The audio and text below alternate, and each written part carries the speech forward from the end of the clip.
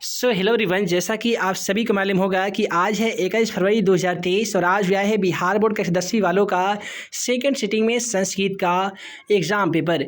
और इससे पूछे गए थे 1 से लेकर 100 तक के ऑब्जेक्टिव क्वेश्चन। और आज की इस वीडियो में हम लोग 1 से लेकर 100 तक के जितने भी ऑब्जेक्टिव सवाल पूछे गए हैं उन सभी ऑब्जेक्टिव क्वेश्चनों का सलूशन इस वीडियो में हम लोग करने जा रहे हैं। देखिए, सबसे पहला सवाल पूछा गया था कि संबंधने च सूत्र के प्रथमा विभक्ति किस वाक्य में है। तो यहाँ पे हे मोहन प्रथम पुस्तकम पठ यानी क्वेश्चन का राइट ऑप्शन डी में दिया गया था। इसके बाद में है कि घनंतु किस धातु का रूप है। तो यहाँ पे हन धातु का हो जाएगा।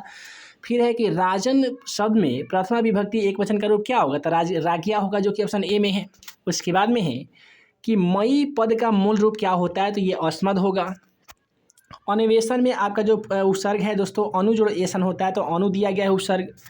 हिरणमयन में कौन सा प्रत्यय है। तो हिरणमयन, देखिए यहाँ पे ये आपका जो प्रत्यय है दोस्तों वो मतु प्रत्यय लगा हुआ है। करवण का प्रत्यय कौन सा बनेगा। तो सानस से प्रत्यय होगा। 8 नंबर क्वेश्चन में पूछा गया है कि नम प्लस कत से कौन सा शब्द बनेगा। तो नमकतम बनेगा। उसके बाद में अगला सवाल में पूछा गया है कि गय प्लस धातु के लिट लकार का उत्तम पुरुष एक वचन में क्या हो जाएगा। तो गमिष्यामि हो जाएगा। उसके बाद में अगला सवाल क्वेश्चन 10 से पूछा गया था कि बंधु प्लस तर से कौन सा पद बनेगा। तो बंधुता बनेगा। मही शब्द का अर्थ क्या होता है। तो मही मतलब होता है दोस्तों महान। तो यहाँ पे आग दिया, पानी, पृथ्वी और आकाश। तो राइट आंसर क्या होगा, आकाश होगा। उसके बाद में है कि मति शब्द का तृतीय विभक्ति बहुवचन का रूप क्या होगा। तो यहाँ पे मतीम हो जाएगा। उसके बाद में है कि पाटलिपुत्र पटना के नाम से कब प्रसिद्ध हुआ। तो भगवान बुद्ध के काल से प्रसिद्ध हो गया था। पटना किस शब्द से निर्मित है, यानी पटना जो है वो किस शब्द से बना है। तो पतन शब्द से बना है। राइट आंसर ऑप्शन ए में दिया गया था। उसके बाद में गुरु गोविंद सिंह का जन्म स्थान कहाँ पे है। तो आप सभी को मालूम है पटना में है। किस नाम से प्रसिद्ध है। तो गुरुद्वारा नाम से प्रसिद्ध है। चलिए अगला सवाल क्वेश्चन 16 को देखते हैं। क्वेश्चन 16 में पूछा गया था कि पसेयु की कौन सी धातु है। तो यहाँ पे द्रक्ष धातु होगा। क्री प्लस तुमुन से कौन सा शब्द बनेगा। तो यहाँ पे कृत्रिम बनेगा, जो कि ऑप्शन बी में दिया गया था। उसके बाद में ठग प्रत्यांत पद क्या हो जाएगा। तो यहाँ पे विद्वान होगा। उसके बाद में गायिका में कौन सा स्त्री प्रत्यय है। तो यहाँ पे गायिका में आपका डी प्रत्यय होगा, जो कि ऑप्शन यहाँ पे डी में दिया गया है। नैति पद का धातु रूप क्या होगा। तो नी होगा।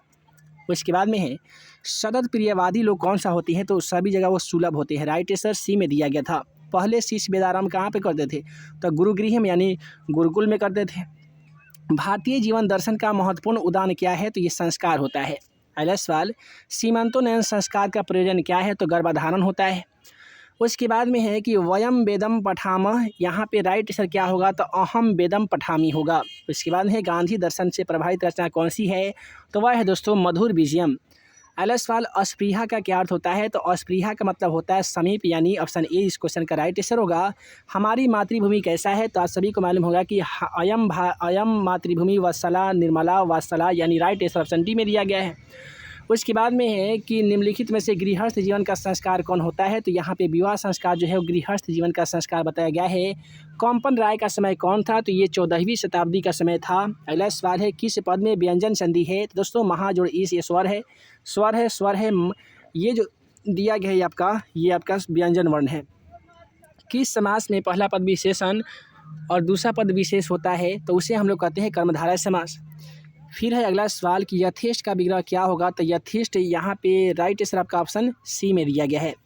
अगला सवाल है कि साकम अव्यय के योग से कौन सी विभक्ति होती है। तो द्वितीया होती है। रामेन वनम गतते मृतो दशरथ, राइट आंसर यहाँ पे ऑप्शन बी के साथ चला जाएगा। उसके बाद में कहता है कि कर्ण भारुकम किसकी कथा है। तो आप सभी को मालूम होगा महर्षि भास का है। कर्ण से दान वीरता। उसके बाद है कि वारण पद का क्या अर्थ होता है। वारण का मतलब होता है दोस्तों गाय।